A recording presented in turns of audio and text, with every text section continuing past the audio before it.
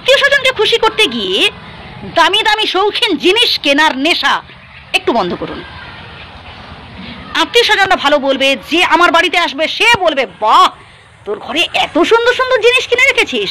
এইরকম অনেকের টেন্ডেন্সি থাকে যে বাড়িতে শৌখিন শৌখিন জিনিস সব রাখবো এবং খুব দামি জিনিস কিনে রাখবো, যাতে করে সবাই আমাদের ভালো বলে, সবাই আমাদের প্রশংসা করে।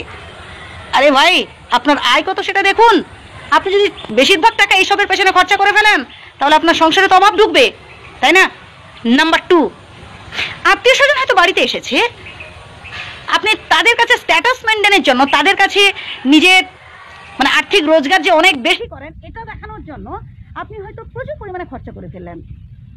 ভাই, এই যে অতিরিক্ত খরচা করে ফেললেন, পরবর্তীকালে দেখবেন আপনারই মাথায় হাত পড়বে। তার কারণ হচ্ছে আপনার আয় কম, আপনি ব্যয় করে ফেলেছেন বেশি।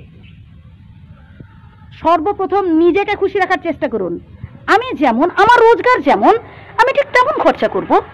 এতে যদি কেউ আত্মীয় স্বজন আমার বাড়িতে আসে আসবে, না আসে না আসবে, তাদের চোখে ভালো হওয়ার জন্য, তারা যাতে করে আমাদের প্রশংসা করে, এসবের জন্য এমন কিছু খরচা করে ফেলবো না, বা এমন বাড়তিও খরচা করে ফেলবো না যাতে করে আমার নিজের কষ্ট হয়, যাতে করে আমার সংসারে আরো অভাব ঢুকে।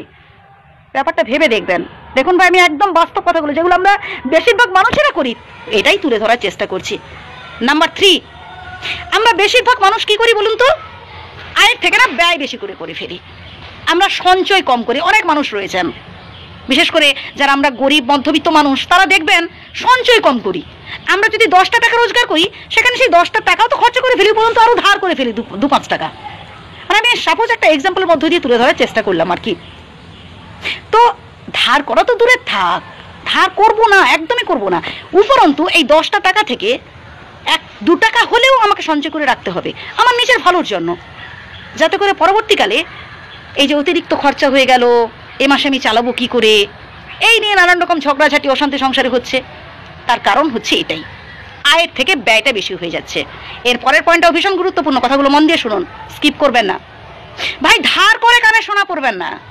লোক দেখানোর জন্য ধার করে দামি দামি গয়না পরবো, ধার করে দামি দামি পোশাক পরবো, এটা একদম ভুল ধারণা, এটা বোকামি ভাই আমি বলবো। লোকের চোখে, সমাজের চোখে যাতে করে সবাই আমাদের বলে অ্যারিস্টোক্রেট, সবাই যাতে করে আমাদের বলে ভালো, সাবাস, হ্যাঁ, সবার চোখে ভালো করার জন্য নিজেকে কি সবার চোখে নিয়ে সবাই যাতে করে ভালো বলে, প্রশংসা করে, সবাই যাতে করে তাকায় হ্যাঁ আপনার দিকে, তাই হয়তো আপনি ধার করে দামি দামি পোশাক পরছেন, গয়না পরছেন। এটা ভুল, একদমই ভুল ধারণা ভাই। ব্যাপারটা একটু ভেবে দেখবেন। এর পরের পয়েন্টটা গুরুত্বপূর্ণ, কারোর সাথে হিংসে করবেন না, তাহলে আপনার সংসারের অভাব কোনোদিনও দূর হবে না। এবং এর সাথে আরও একটা কথা বলবো, যতই অভাব আসুক, যতই কষ্ট আসুক, যতই দুঃখ আসুক, পরিবারের মধ্যে যেন একটা শান্তি শৃঙ্খলা বজায় থাকে। আরও সাথে ভাত খেয়ে থাকবো, কিন্তু যেন শান্তিতে